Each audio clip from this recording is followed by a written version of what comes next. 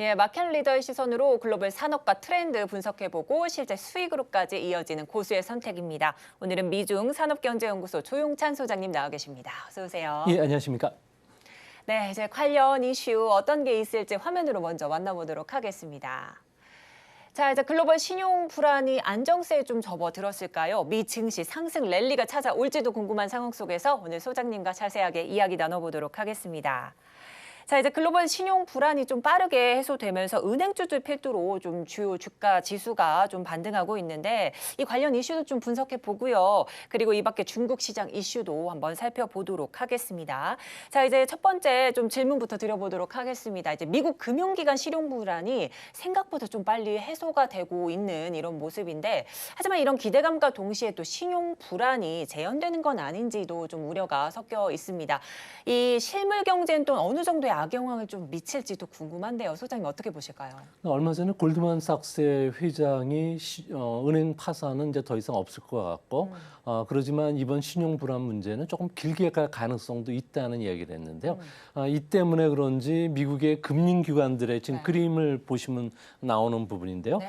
신용 위험을 보여주는 게 은행 간 거래 금리에다가 무형 금리라고 할 수 있는 연방기금 금리를 뺀 그 스프레드를 가지고 나타낸 지표인데 네. 이때 이제 실리콘밸리 은행이 파산했을 당시에는 네. 65bp까지 올라왔지만 네. 지금은 35bp까지 크게 떨어졌는데 네네. 문제는 예전에 10bp 미만에 했을 때 비교해 보면 여전히 높다는 겁니다. 왜 골드만삭스 회장이 이런 이야기를 했는가 하니 네네. 현재 개방형 펀드죠. 언제든지 펀드를 해약할 수 있는 펀드 규모가 전 세계적으로 한 41조 달러 정도가 되는데요. 네. 미국에서 발행된 이런 그 개방형 펀드 같은 경우에는 25조 달러 정도가 된다고 합니다. 이 부분 중에 상당 부분이 자산 변동성이 큰 상품으로 되면서 최근에 가격이 많이 떨어졌는데요. 특히 그 대출 담보보증권이라고 하는 CLO 그리고 중소기업을 대상으로 하는 레버리지 론 펀드라든지 그리고 하이힐드 채권 그리고 신흥국 채권뿐만 아니라 중국 채권에 투자하는 자산들이 많은데 네. 이 부분이 최근에 많이 떨어지면서 펀드 환매가 일어나고 있습니다. 네네. 이 펀드 환매 때문에 이런 그 금융시장의 불안이 그대로 되고요. 그렇죠. 지금 그림을 보시는 것처럼 금융시장이 긴장도를 보여주고 있는 그렇죠. 네. 금융 스트레스 지수가 마이너스 1에서 현재 플러스 1까지 올라와 있는데 네. 한 2%, 2포인트 정도가 좀 크게 올라왔던 이유는 아무래도 향후 단기적으로 금융기관들의 중소은행들뿐만 아니라 중소기업들에 대해서 대출과 관련된 심사가 까다로워진다는 겁니다. 이렇게 되면 성장률이 기본적으로 과거 사례로 봤을 경우에 1% 정도가 움직이면은 성장률은 마이너스 0.3 정도가 되니까 실제 이번 충격 효과로 인해서 성장률은 마이너스 6%, 마이너스 0.6% 정도 떨어지게 되는데요. 보통 2분기에서 3분기 정도 이런 금융 긴축이 진행된다고 봤을 경우에 미국 경제는 앞으로 성장률이 0.3% 정도 더 떨어질 수밖에 없지 않나 보여집니다. 네, 이렇게 좀 자세하게 조금 설명을 해주셨는데 이 상황, 미 재무부와 또 연준은 금융 위기를 좀 아주 신속하게 대처를 한 편입니다. 이렇게 된다면 앞으로 연방준비제도 이사회 인플레이션 대응이 좀 달라질까요?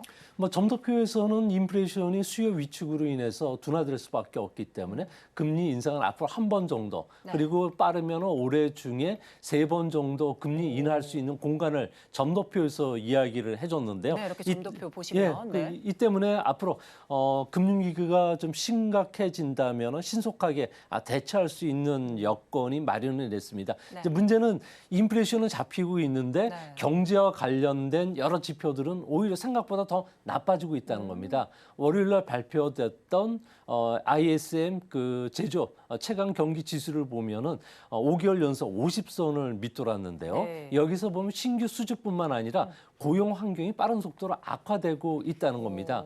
이런 상황 속에서 미국 경제가 연착륙했던 적은 지난 60년간 1990년대 중반에 있었던 그 때만 연착륙이 가능한데 그 당시는 IT와 관련된 투자들이 일어나면서 굴뚝 산업을 대체해줬기 때문에 가능한데 현재 그런 상황이 없다는 측면에서는 이제 물가 상승 압력이 잡히더라도 경기 하락 압력은 더 커질 수밖에 없고 그 때문에 이번에 금요일 날 발표되는 고용 지표가 상당히 중요한데 고용 지표가 현재 상황에서는 24만 명 증가인데 이것보다 더 악화된다면은 뭐 주시장에는 좀 충격을 줄 가능성이 있지 않나 이렇게 보여집니다.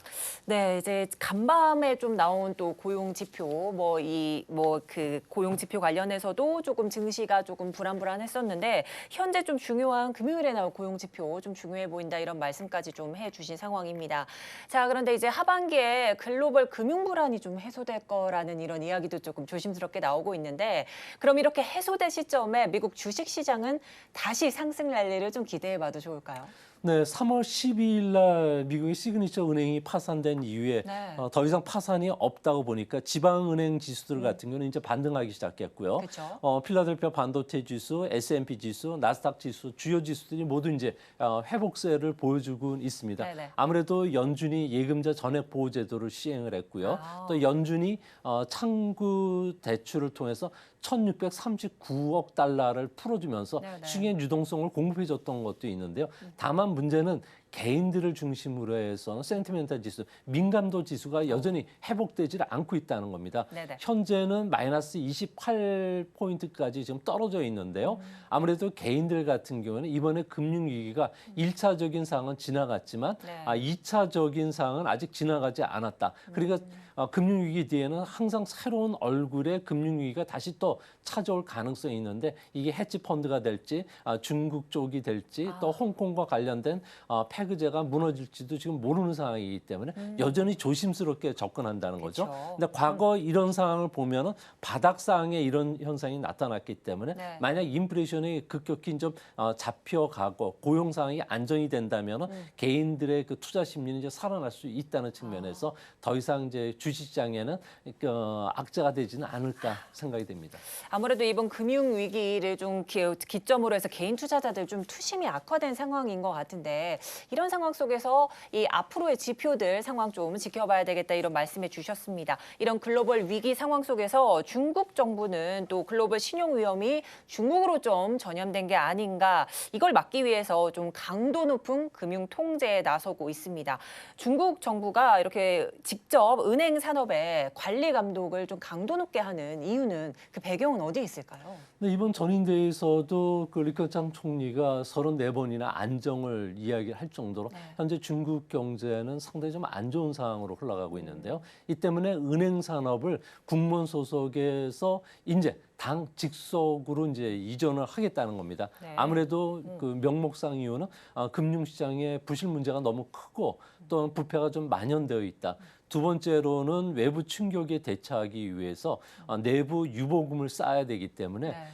여기에 근무하고 있는 은행 직원들 같은 경우, 관리 감독 직원들 같은 경우에는 급여를 50에서 60% 대폭 깎겠다는 이야기죠. 그러니까 그 현재 시진핑 정부에 반대하는 금융계 인사들은 나가라는 이야기가 되는데요. 네. 이 때문에 금융기관들 같은 경우는 평균 급여가 3,300만 원 정도가 됩니다. 우리에 비해서는 많이 낮지만 중국 다른 국유기업에 비해서는 한 1.5배 정도 높은 상황이고요. 여기에 교통비라든지 또 주택비 뭐 여러 어떤 수당까지 합치면 더 늘어나는 상황이 됩니다. 네네. 그 때문에 이제 금융산업과 관련된 앞으로 배금지 척결 운동이 좀 일어나게 될 가능성이 크고요. 네. 근데 이렇게 되면 가장 큰 문제가 금융시장의 자율성이 훼손된다는 거죠. 네. 개혁 개방 이후에 금융산업을 개방시켜 나갔던 부분들을 후퇴한다면 사유재산권 침해 문제가 있을 거고요. 네. 또 인권 그 침해 문제가 있기 때문에 이런 부분들은 해외에서 볼 때는 네. 아무래도 그 중국 주시장 특히 채권뿐만 아니라 은행주에 대한 매도 압력으로 작용할 가능성이 크지 않나 보여집니다. 그렇죠. 이 현재 중국 정부가 너무 강도 높은 금융산업 통제를 좀 하는 게 아닌가 이런 우려의 목소리도 좀 나오고 있는데 한편 이 중국 시장 조금 살펴보자면 현재 시간으로 지난 3월 31일입니다. 월스트리트 저널은 알리바바 그룹이 이제 6개사로 좀 분할하기로 했다 이렇게 보도를 조금 한 상황인데 이 알리바바 창업자 와인 이야기 좀 나누기 전에 현재 이렇게 좀 지금 6개사로 분할하기로 했다는 보도가 좀 이렇게 나오고 있는데요.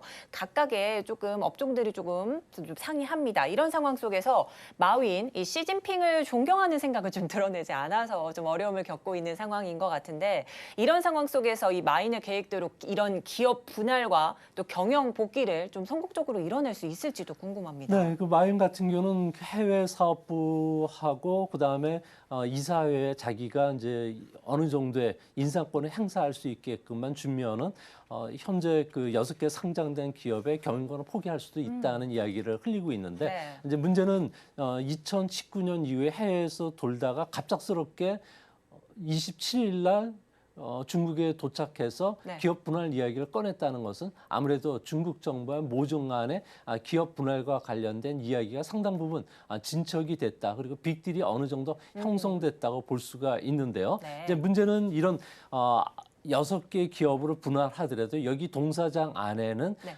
현재 시진핑의 반대 세력이라 할 수 있는 장점인 게 그 상하이방이라든지 네네. 그리고 그 후진타오를 중심으로 한 공정당파들이 상당 부분 들어가 있는 상황입니다. 네. 이 부분이 아직 인사 문제가 해결되지 않는 상황이고요. 또 이런 문제와 관련해서 중국 정부가 시진핑 국가주석은 디스토피아를 지향하고 있습니다. 소위 네. 말해서 행복한 감시 사회를 만드는 작업들을 쓰고 있는데요. 네. 여기에는 5만 개 CCTV로 중국 전역을 감시하고 또 27만 개 그 감시 카메라, 그러니까 PC에 달려 있건 네. 그리고 자동차에 달려 있건 핸드폰에 달려 있건 이런 걸 통해서 전부 감시를 하는데 가장 활용 첨정이 11억 명이 쓰고 있는 그 알리바바그의 T몰 그리고 네네. 또 10억 명이 쓰고 있는 알리페이 결제 시스템을 여기에 접목을 시켰을 경우에 중국 안에 일어나는 사람 이동, 물류 이동, 돈 이동을 모두 통제할 수가 있고요. 경제 활동도 통제할 수 있을 뿐만 아니라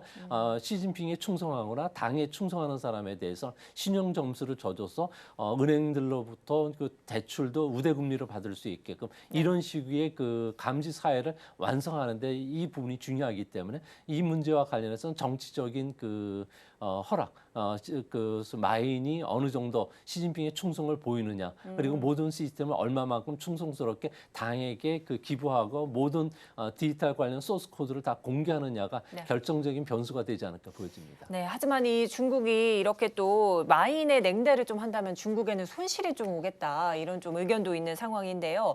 자, 한편 이 중국 경기가 연초엔 좀 좋은 스타트를 끊었음에도 불구하고 현재는 조금 지지부진한 모습인데 과거에 비해서 그 강력함을 좀 잃어버린 듯합니다. 그 이유는 어디에 있을까요? 네, 당장 3월 달에 그 PMI 지표 같은 경우에는 3개월 연속 전달보다 좀 떨어지고 있는 상황인데요. 네. 아무래도 중국 그 인민은행들 같은 경우에는 뭐 지출도 낮추고 대출도 확대해줬지만 기업들이 보는 그 투자 심리는 지금 상당히 좀 안 좋은 상황입니다. 네. 현재 제조 PMI는 50선을 좀 넘어간 상황이지만 뭐 고용 사정이 개선되지 않는다면은 현재 일어나고 있는 외식이나 레저 이와 관련된 서비스 소비가 이제 주춤해질 수밖에 없고요. 네. 근데 이는 내구재 소비로 전가될 수 없는 이런 현상이 일어날 가능성이 큽니다.